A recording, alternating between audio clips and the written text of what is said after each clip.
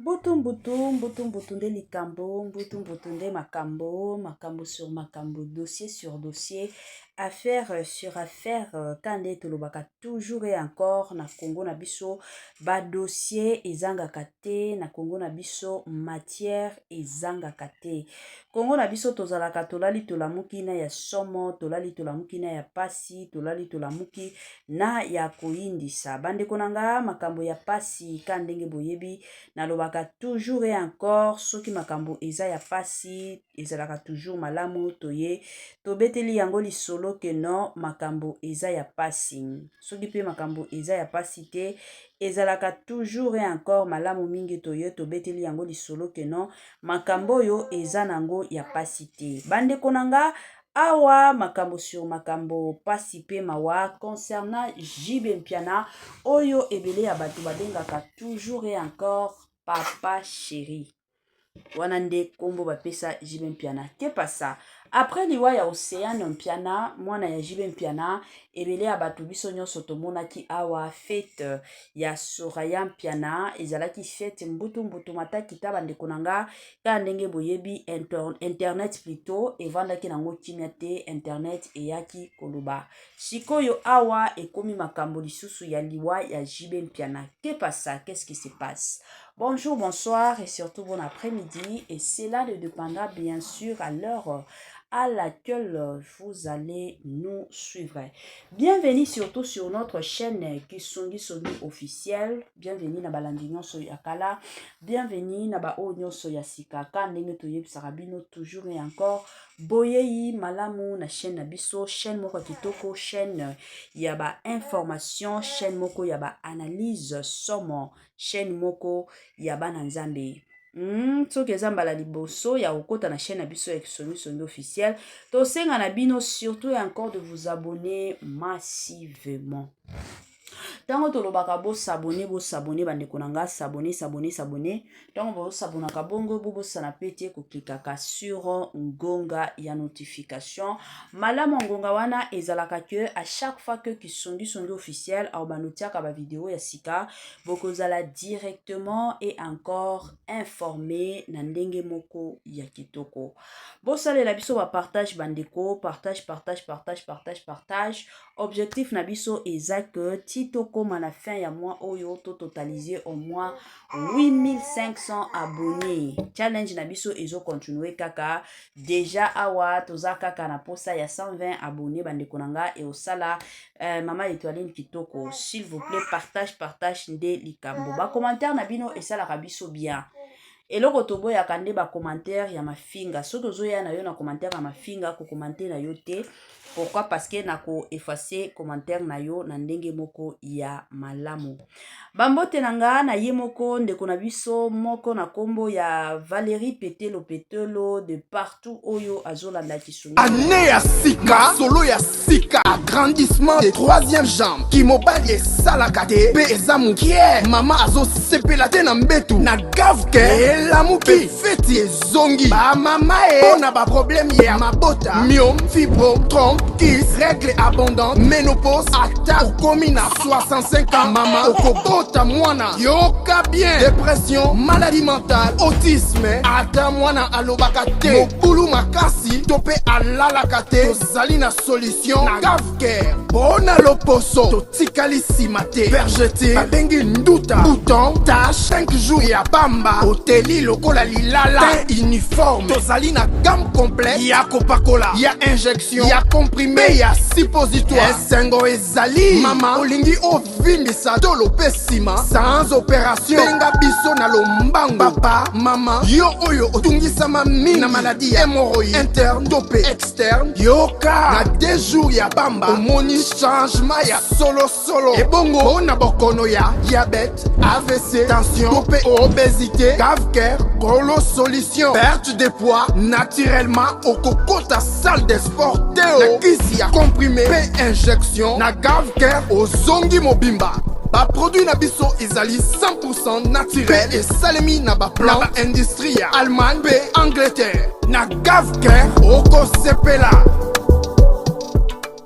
La santé n'a pas de prix, la famille, la santé n'a pas de prix. Quand on est sarabino toujours et encore, battez la santé na yo, soki o battez la santé na yo te mutu moko te aotikala ko battez la santé na yo. En tant que mutu, ezalaka toujours malamu soki oyoki ke na nzoto na yo ozomi yoka bien te, benga gafka na lombangu aya kosunga yo na ndenge pe na système moko ya kitoko. Ba joyeux anniversaire na bandeko na biso nyonso oyo mokolo ya lelo bazo célébrer ba anniversaire na bango. Toyebi ke boza tellement ebele oyo lelo oyo bozo célébrer ba anniversaire na bino. Ka ndenge toyebisaka bino toujours ko célébrer anniversaire eza lipamboli ebele ya bato. Baza lisusu na biso te, ebele ya bato baza ya kokufa, mais soki de ton côté Nzambe azobatela, Nzambe azobomba eza toujours malamu mingi ya kokumisaka Nzambe, ya kotombolaka Nzambe, yango kisongi officiel na équipe mobimba toye penza ko souhaiter ba joyeux anniversaire na bandeko na biso nyonso oyo bazo célébrer ba anniversaire na bango mokolo ya lelo. Nos sincères condoléances na bandeko na biso nyonso oyo baza na matanga kande tolobaka tango matanga eyaka eyebisaka mutu te ke non lelo oyo nazokende epai bakingandi lobi kuna na kokende epai bakingandi te. Matanga eyaka na cadre nango na système nango la famille yango qui songi officiel na équipe mobimba toye penza ko présenter ba sincère condoléances na ba famille nyonso o bakufeli papa, kufeli mama, tata mwasi, mama kulutu, oncle, yaya, mwasi na yo to mobali na yo. Toye penza ko présenter ba sincère condoléances na ndenge moko ya kitoko pe ya malamu. Voilà. La famille, quand vous voyez chaîne na biso ya kisongi officiel, eza chaîne moko commercial, ozalaka na besoin ya business na yo et mataliboso, ozana besoin ya clientèle, peut-être olatisaka ba marié, otiaka ba maquillage, to ozalaka na biloko oyo tekaka, ozana besoin ozala penza na clientèle ya malonga.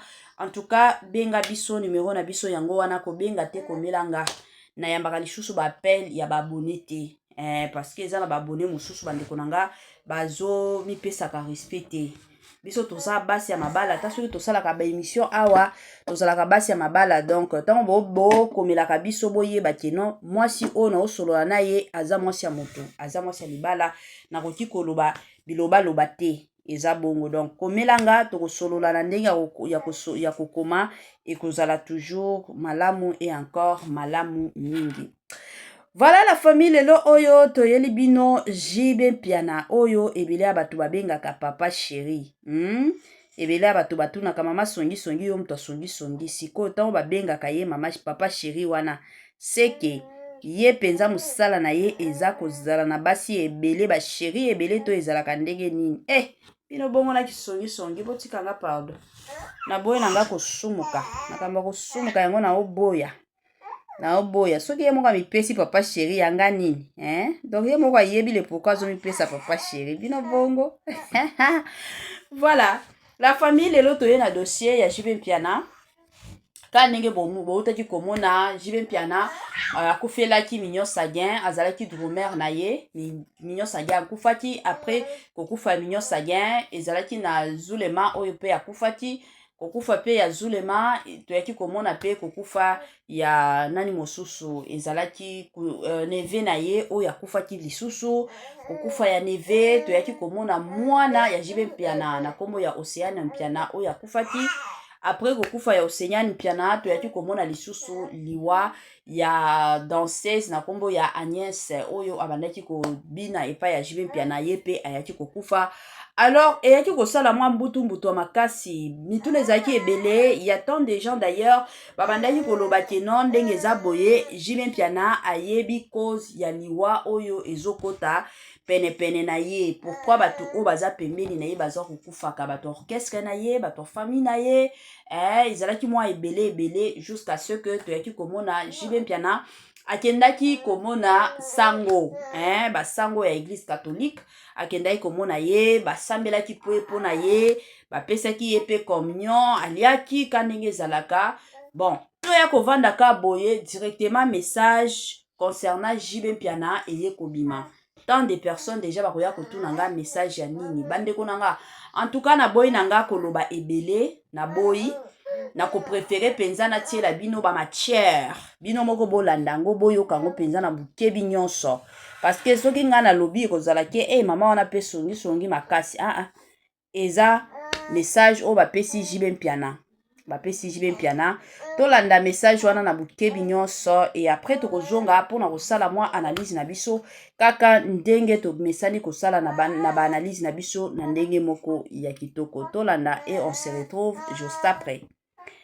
Mercredi ya semaine oyo silisa mercredi message oyo ndenge na tiebo peut-être na reposta ngo lundi ou mardi ya semaine oyo nde toza dimanche nazwaki message oyo mercredi ça dépend ndenge ni na reposter message oyo na kotiango en ligne nazwaki message au mercredi. Alors l'air na moni makambo ezoleka et puis na moni nzambe ko insister a pesinga lisusu message mercredi pona ndeko na biso jibe. J'ai compris que Dieu insistait na boyi na ngai makila ya bato ezala na maboko na ngai na boyi nzambe ya ko condamner ngai aloba na yebisaki yo ndenge Ezekiel elobi na biso soki nzambe apesi yo likambo alobi na mutu likambo yo mema kende koloba po makila ya bato wana ezala na maboko na yo te.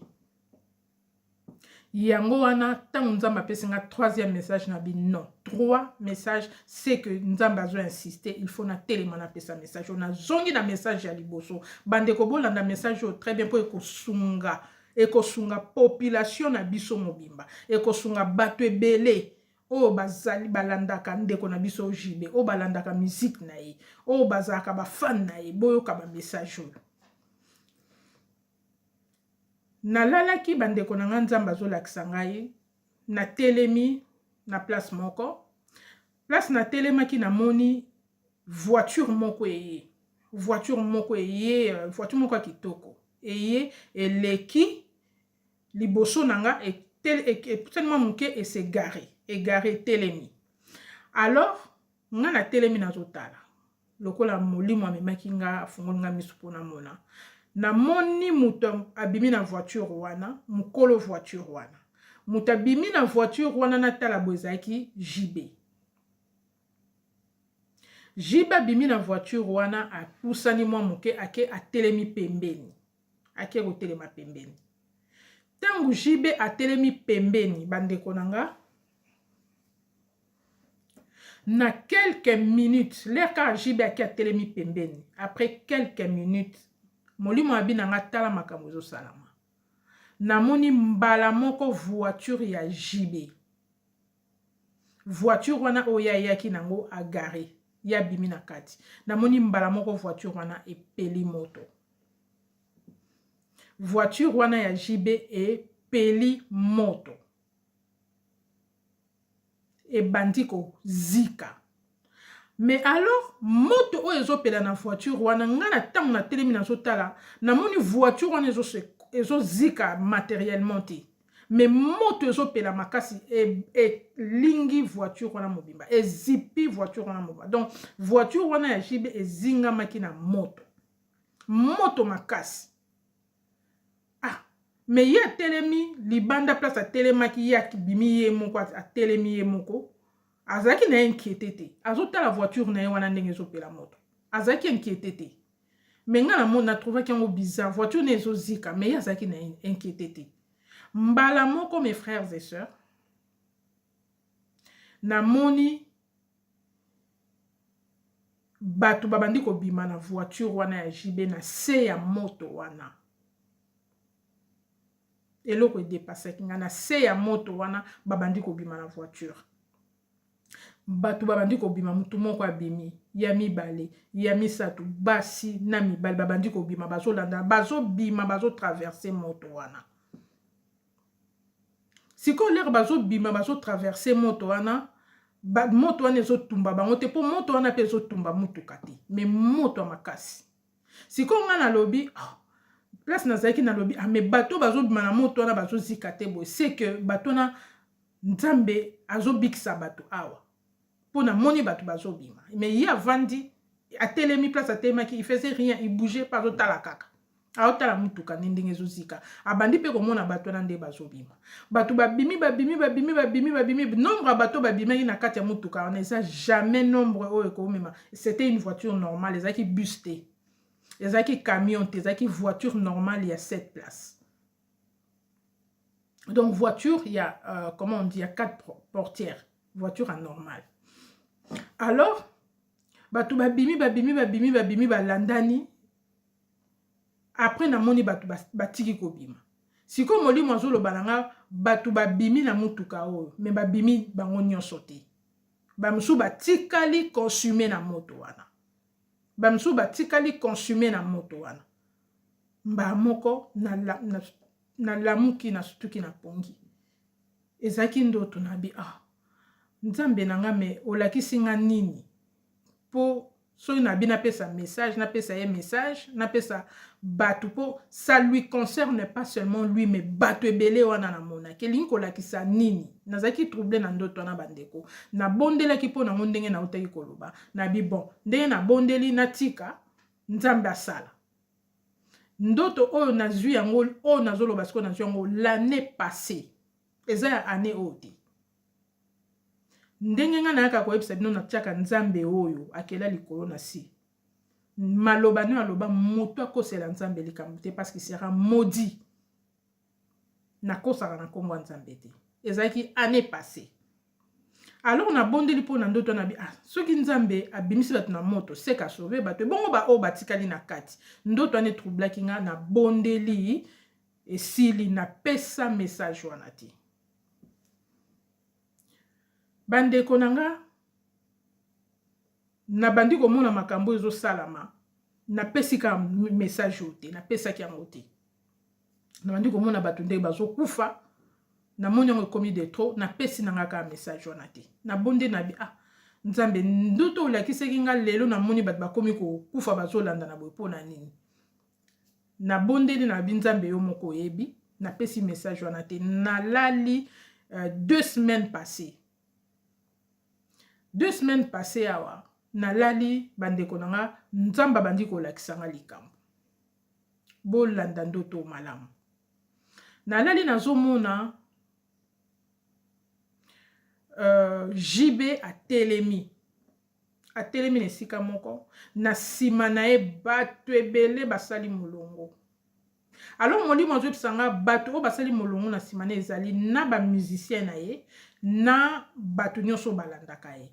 Mes frères et sœurs bango nyonso bato batelemaki wana na JB ye moko atelemaki liboso balati pembe blanc penza neti ya satan blanc makasi balati pembe basali file indienne mulongo mulai na sima ya JB mtatelema liboso. Après cela namoni JB afukami donc mabolongo na se bato nyonso balandaki basali même mouvement oyo asalaki bango nyonso pe bafukami. Tango bafukami bango nyonso namoni JB mba moko akangi mabo. Donc bato baza na simane nyonso baolanda makambo ya zosala abandi kosambela abandi ko invoquer nzambe abandi kosambela siko lera abandi kosambela nga place na telemaki nazotana bi Seigneur mais ezalika mwa malamu JB azosambela pe azosambelisa bato nyonso oyo bazolanda ye na sima ebele boye. Mbala moko molimo ameminga liboso ya JB. Tango nalobi bongo molimo ameminga liboso ya JB. Donc na komi siko kotala na direction JB banda ekotala. Po liboso nazali komoni en face. Na mona ibango en face. Na molimo siko ameminga liboso ya JB. Mes frères et sœurs na komi siko kotala nzambe oyo JB banda ekosambela. Liboso siko ya JB place JB fukamaki na bato wana. Mes frères et sœurs, namoni tala lisu moko munene. Mam nazo yebisa bino eza mambo solo. Lisu moko munene. Un œil, lisu ya munene. Basalo kwa batongi yango, banate yango, ezaki même couleur na bilambo bango balataki. C'est pourquoi bana nzambo bakanisaka pembe. kolata pembe c'est un signe à sainteté. Non, ça peut être utilisé n'importe comment. Il faut que zala mutamolimu pour na ko sosola makambu, même les couleurs. Il faut pas ozala tromper dans ba couleur. Nzambe o bazai ko sambela, ezaki un œil lisu. Lisu eza nini? L'œil de qui? Wana eza makambu spirituel, eza branche mususu, eza enseignement mususu soki bandeko ba ebite. C'était un œil, bazo sambelela lisu, lisu anani. Je pense que bandeko tozo comprendre très bien. L'air na moni bongo nazaki choqué na lamu ki bozaki pongi, ezaki ndoto. Alors, na telemi na bi menzambe ozo laksanga maka, o laksinga lisusu makambo ya ndeko na biso ojibe siko na sala nini. En tout cas, j'avais pas envie ya roya kopesa ba message ya jibe. Bandeko boyebinga na ya na ba message ebele na pesa, et c'est pas que batona po balinga koyo kate, non, c'est pas mon problème, on a problème nzambe, mais j'avais juste pas envie. Nazaki vraiment na sengi nango penza bolimbisi na nzambe, puisque nzambe a insisté. Mes frères et sœurs, l'air na moni ndoto wanele qui moi j'avais compris ce qui s'est passé na keiko bonde la ponango. Entre-temps, quelques jours après, nzamba ekola kisangai message moko ya entourage na ye, ya famille na ye direct. Ya batu moko nga na yebi malamu na zaka na bango malamu, bakoma vraiment presque bandeko po na ngai. Bango mo bayebi mais baza famille ya JB direct, je dis bien direct. Nzamba ekola kisanga makamo ya mabe koteli bango na ndako na bango. Tant nzamba laksinga bona bi pona nini na moni bango bo baza bande kwa jibe na bi non na luka bango na ebisa bango na luki bango na sololi na bango j'avais na bande écoute ko joindre bango te na komaki et puis na sali tout na pesi message wana na komisel bango message wana. Après cela na biloko na sali boloko nzamba laksinga bongo na bondeli pe na komisi message. En tout cas lokola nzamba azolakisanga ndeko na bango pe azolakisanga bango boye, c'est un danger pour na bango na pesi bango message wana esili. Bandeko na ngai na pesi ba message ote nzamba lobi na ngai yo ozoyoka te, il faut pesa message puisqu'il y a beaucoup de gens qui sont impliqués. Boyoka bandeko. Na lali lisusu mercredi ndenge na uti koloba mercredi o eleki lelo toza dimanche, so na pesi na tie message en ligne peut-être semaine prochaine bokozwango après mende na zoloba botoza lelo dimanche message wana zwango mercredi o eleki. Na lali bandeko na nga nzamba zolakisanga na komi na mboka moko, na komi na mboka ngo nazoyeba mboka mote. Non, na koma na mboka mote. Na moni na kati ya bandako yango c'était comme des cases, comme village, comme mboka mo bizarre na yebi na mboka mote. Mais na kati ya bandako yango na mboka ngo c'était vide, il y avait personne. Mutu moko azalai na mboka mote. Na sota na kati ya bandako wana, donc mboka moko déserté bat bazaki su na kati te ya bandako wana. Mais nzamba zoloba nga na tindio awa po ya ko luka batu wana bandeko ya jibe ona lakisaki yo. Boyo ka ngambo nzamba omemisanga so na pesi message ote. Alobi na nga na tindio awa po luka bandeko na yo baza na mboka oyo. Bandeko na yo na lakisaki yo. Puisque moi na yebi famille wana, je connais cette famille là. Na yebi wana baza bandeko po na nga. Ba yebi bango moko. Et jamais na kotanga bakombo na bango. Nzamba zo banga na tindio kende ko luka bango bimisa bango na mboka wana, o avertir bango balongwa wana. Alors na komi na mboka wana, na mboka ngo natala boye mutu te na mboka, donc mutu azalaki lisusu te na mboka, batu nyonso basili, batu batikalaki kaka ezalaki 2 personnes o nazoloba bandeko na ye wana mibale, bandeko na ye propre, bandeko jibe propre, ndenge toloba propre direct. Mbala mo na moni bango, donc batikale ka bango mo na mboka ngo, bazoya siko na mituka moko azwa na mutuka na ye mususu pa azwa na mutuka na ye mutu na mutu azalaki na mutuka na ye bazoya bango mibale vers nga siko na telemi eti boye bango bazoya ntango bazoya nazomona bango na voiture nde bazoya sikoyo eloko molimo alingaki namona ezalaki comportement na bango bacomportement na bango mibale oyo azalaki kote oyo azo agir c'est comme s'il était endormi na volant wana azalaki kokumba azalaki vraiment distrait na volant donc azoyeba teke na mboka wana batikali kaka bango moko bango mibale bato nyonso basili oyo azalaki na ngambo mosusu azoya azalaki neti moto aliboma na ndenge alataki na volant donc nzambe aopesanga basigne mpo alakisanga place nini bazali comportement na bango ezali nini et ils sont dans la distraction pendant que bato basili na mboka nayebi te so boko comprendre nga na comprendre très bien pendant que bato basili bango baza na distraction et bango baza visé nzambe alobi nanga kende ko prévenir bango ça veut dire que nzambe oyo alalaka te alingi asala bango mbolamu alingi aépargner bango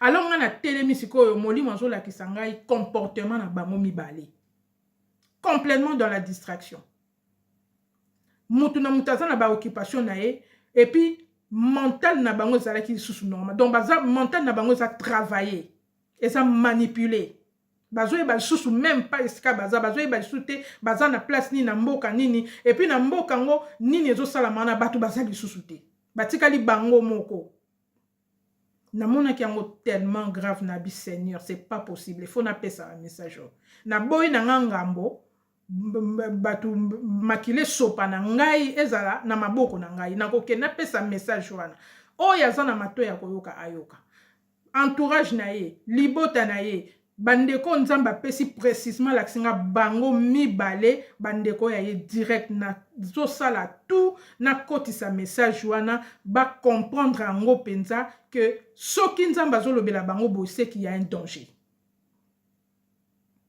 Et à part ça, il y a beaucoup de gens qui ont été au baza simanaye.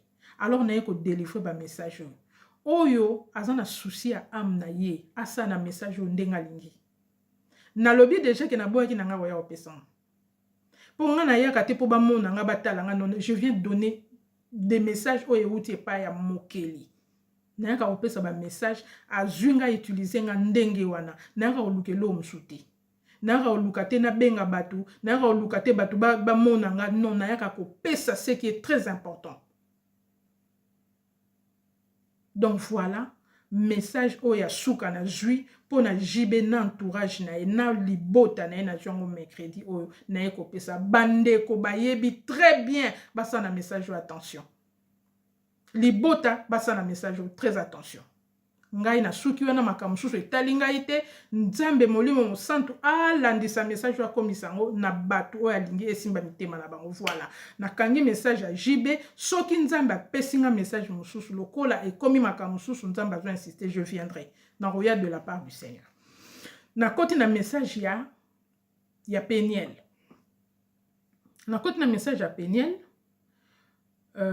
j'espère que na kozwa temps ya kopesa sœur Nadège, maman Nadège pe message naï. Message à Peniel les alaki nini, c'était aussi l'année passée. Les alaki le 1er novembre. Le 1er novembre, il y a 2024. Dans la ligne Zambazola Kisanga, Peniel a koufi. Elle était morte. Peniel était morte. Siko Moli Mazolo Banangai, Peniel est morte, mais elle s'est suicidée. Elle s'est suicidée, a couffé na suicide. Elle est morte.